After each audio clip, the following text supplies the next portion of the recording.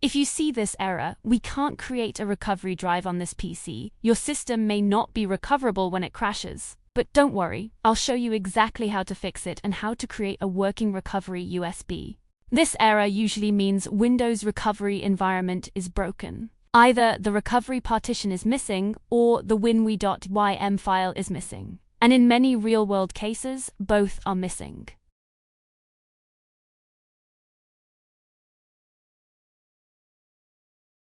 First, download or mount a Windows ISO file. Then open the install.wim or install.esd file using 7-zip, navigate to Windows System 32 Recovery, and copy the Winre.wim file. Paste it into C, Windows System 32 Recovery. Now, Windows recovery environment should be enabled again. You can try creating the recovery drive again. Windows built-in recovery often fails. Instead, get free Lazesoft recovery suite. Open it, click Burn CD's USB disk, and follow the wizard to create a reliable bootable USB BIOS UFI compatible that works even if Windows won't boot.